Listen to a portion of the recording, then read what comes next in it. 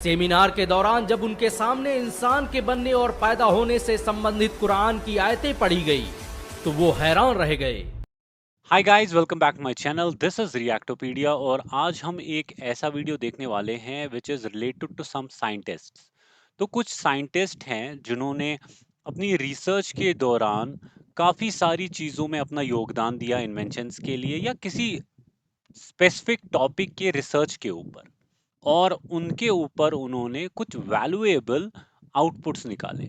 और कुछ साइंटिस्ट ऐसे हैं जिन्होंने अपनी रिसर्च के दौरान कुछ ऐसा देखा जिसकी वजह से उनको अल्लाह की ज़ात पे यकीन होने लगा, और कुछ ऐसा हुआ जिसकी वजह से उनका बिलीफ ज़्यादा स्ट्रांग होता चला गया।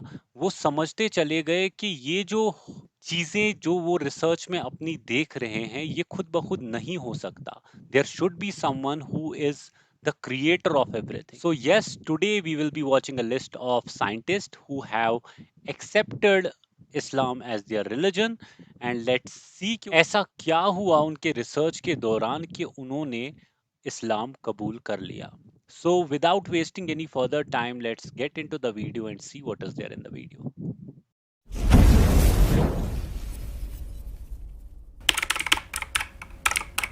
ये है दुनिया के वो 5 बड़े वैज्ञानिक जिन्होंने कुरान से प्रभावित होकर इस्लाम कबूल कर लिया। इन वैज्ञानिकों ने कई सालों तक नासा और स्पेसएक्स जैसी संस्थाओं में अपनी सेवाएं दी। कुरान के वैज्ञानिक दृष्टिकोण को सामने लाने में इन सभी वैज्ञानिकों का बड़ा योगदान रहा।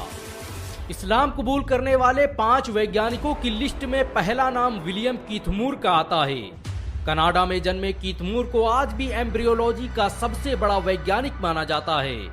इन्होंने सालों तक टोरंटो यूनिवर्सिटी में एनाटॉमी और सेल बायोलॉजी के प्रोफेसर के रूप में अपनी सेवाएं दी। प्रोफेसर विलियम कीथ मूर पूरी जिंदगी इंसान के पैदा होने और मां के पेट में उसके बनने की प्रक्रिया पर शोध करते रहे, लेकिन एक बार 1980 में उन्हें सऊदी अरब की किंग अब्दुल अजीज यूनिवर्सिटी में लेक्चर देने के लिए बुलाया गया। सेमिनार के दौरान जब उनके सामने इंसान के बनने और पैदा होने से संबंधित कुरान की आयतें पढ़ी गई तो वो हैरान रह गए। उन्हें यकीन नहीं हो रहा था कि इंसानों के पैदा होने और बनने के जिस तरीके को वैज्ञानिक आज खोज पाए हैं उसे कुरान ने 1400 साल पहले ही बयान कर दिया था। सऊदी अरब से वापस आने के बाद कीथ मूर ने कई सालों तक कुरान का मुताला किया और फिर इस्लाम कबूल कर लिया। उन्होंने अपनी किताब द डेवलपिंग ह्यूमन में यहां तक कह दिया कि कुरान में भ्रूण विज्ञान के बारे में जो कुछ भी लिखा है उसे कोई इंसान नहीं लिख सकता। विलियम कीथ मूर ने विज्ञान के क्षेत्र में कई आविष्कार किए। उनके योगदान को देखते हुए कनाडा, अमेरिका और इंग्लैंड की सरकारों द्वारा उन्हें कई अवार्ड से सम्मानित किया गया। इस्लाम कबूल करने वाले 5 वैज्ञानिकों की लिस्ट में दूसरा नाम मोरिस बुकाय का आता है। ये वही मोरिस बुकाय थे जिन्होंने मिस्र के फिरौन की लाश का पोस्टमार्टम किया था। इन्हें आज भी फ्रांस के इतिहास का सबसे बड़ा सर्जन माना जाता है। इनकी लिखी किताबें आज अमेरिका और यूरोप की बड़ी बड़ी यूनिवर्सिटियों में पढ़ाई जाती हैं। 1980 के दशक में जब फ्रांस ने फिरौन की लाश रिसर्च के लिए मंगाई तो उसकी जिम्मेदारी मोरिस बुकाय को ही सौंपी गई थी। मोरिस बुकाय ने रिसर्च के दौरान फिरौन की लाश पर लगे नमक से साबित किया कि इसकी मौत समंदर में डूबने से हुई है, लेकिन वो ये देखकर हैरान रह गए कि जो बात उन्होंने अब रिसर्च से साबित की है उसे कुरान ने बरसों पहले बता दिया था। मोरिस बुकाय यकीन नहीं कर पा रहे थे कि फिरौन के डूबकर मरने और लाश के बच जाने का जिक्र कुरान में पहले ही मौजूद था। इसी दौरान मोरिस बुकाय का सऊदी अरब जाना हुआ, जहां एक कॉन्फ्रेंस की शुरुआत में कुरान की एक आयत पढ़ी गई कि अब तो हम तेरी लाश को ही बचाएंगे ताकि तू बाद की नस्लों के लिए निशान इबरत बने। अगरचे बहुत से इंसान ऐसे हैं जो हमारी निशानियों से गफलत बरतते हैं। इतना सुनना था कि मोरिस बुकाय मारे जोश के चीख पड़े और भरी महफिल में खड़े होकर सबके सामने ऐलान कर दिया कि मैं आज ही इस्लाम कबूल करता हूँ और अल्लाह की किताब कुरान पर ईमान लाता हूँ। फ्रांस वापस जाने के बाद मोरिस बुकाय ने लगातार 10 सालों तक कुरान और विज्ञान पर शोध किया और साबित किया कि कुरान की एक भी आयत साइंस के सिद्धांतों से नहीं टकराती, बल्कि साइंस आज जो कुछ भी बयान कर रहा है कुरान ने उसे हजारों साल पहले ही बयान कर दिया था। इस्लाम कबूल करने वाले 5 वैज्ञानिकों की लिस्ट में तीसरा नाम ई मार्शल जॉनसन का आता है। 1930 में अमेरिका के फिलाडेल्फिया में जन्मे जॉनसन ने अपनी पूरी जिंदगी भ्रूण विज्ञान को समझने और इंसान के पैदा होने के सिद्धांत को जानने में लगा दी। जॉनसन उन वैज्ञानिकों में से थे जिन्होंने विलियम कीथ मूर के साथ सऊदी अरब के किंग अब्दुल अजीज यूनिवर्सिटी में कुरान पर रिसर्च का काम शुरू किया और फिर इस्लाम कबूल कर लिया। उन्हें सऊदी अरब ने 1982 में कुरान और विज्ञान पर शोध करने वाली कमेटी का सदस्य भी बनाया और इन्होंने अपनी रिसर्च से साबित किया कि कुरान ने एक खून के लोथड़े से बच्चे के बनने और फिर उसके हड्डी में तब्दील होने और फिर हड्डियों पर गोश्त चढ़ने की जिस प्रक्रिया को बयान किया है, उसे जानने में विज्ञान को सैकड़ों साल लग गए।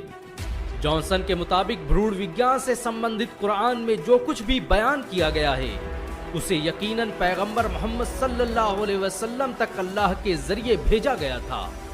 इस्लाम कबूल करने वाले 5 वैज्ञानिकों की लिस्ट में चौथा नाम टी विद्या प्रसाद का आता है।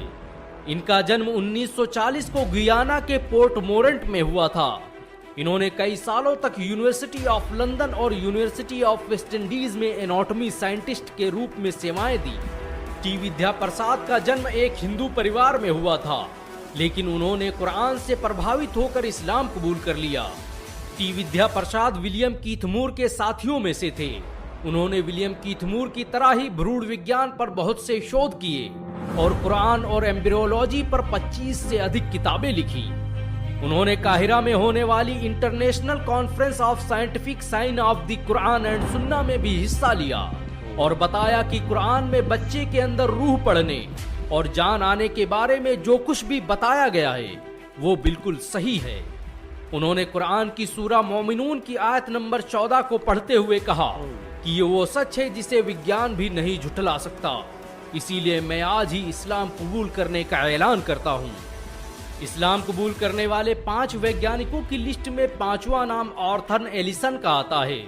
इन्होंने ही लंदन के पहले international conference of electrical machine की शुरुआत की थी। एलिसन को आज भी इंग्लैंड के इतिहास का सबसे बेहतरीन इंजीनियर और साइंटिस्ट माना जाता है।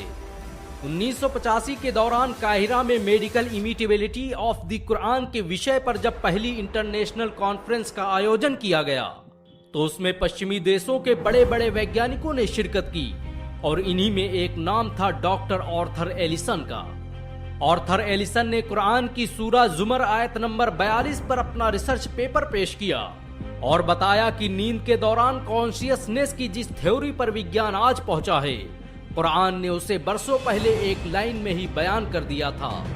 कॉन्फ्रेंस के खत्म होने से पहले आर्थर एलिसन स्टेज पर गए, माइक हाथ में लिया और अपने मुसलमान होने का ऐलान कर दिया। अशहदु अन ला इलाहा इल्ला अल्लाह व अशहदु अन्न मुहम्मदन रसूल अल्लाह।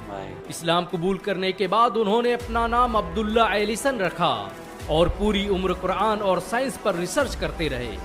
इन सब के अलावा दुनिया में आज बहुत से वैज्ञानिक हैं जिन्होंने कुरान की शिक्षाओं से प्रभावित होकर इस्लाम कबूल कर लिया। ये मौजूदा ही है कि विज्ञान आज अपनी रिसर्च से जो साबित कर रहा है, कुरान ने उसे 1400 साल पहले ही बयान कर दिया था। यही वजह है कि आज दुनिया के बड़े बड़े वैज्ञानिक भी कुरान के आगे sir. This was the video and सही में यही वजह है कि कुरान पाक को द बुक ऑफ साइंस कहा जाता है।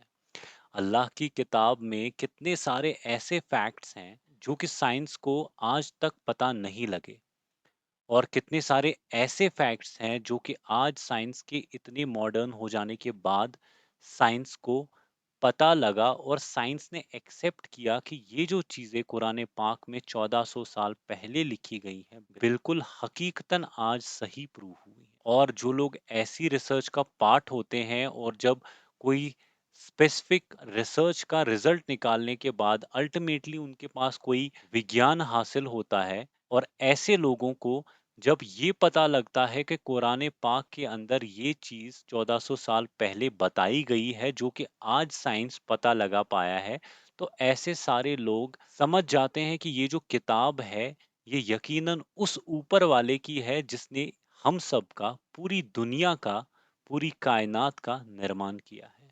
और ऐसे लोग बिना झिझक पूरे कॉन्फिडेंस के साथ ईमान की दौलत को हासिल करने के लिए निकल जाते हैं। और ये जो किताब कुरान करीम है, तो यकीनन इसके अंदर साइंस है उन लोगों के लिए जो आंखें खोल के चीजों को समझते हैं, परखते हैं, सच्चे दिल से हिदायत के रास्ते को खोजते हैं। और अल्टीमेटली जब वो लोग जो अपनी जिंदगी में खोज करते करते करते करते कुरान पाक का मुताला कर लेते हैं, अल्टीमेटली उनको फैक्ट्स यहाँ पे मिल जाते हैं।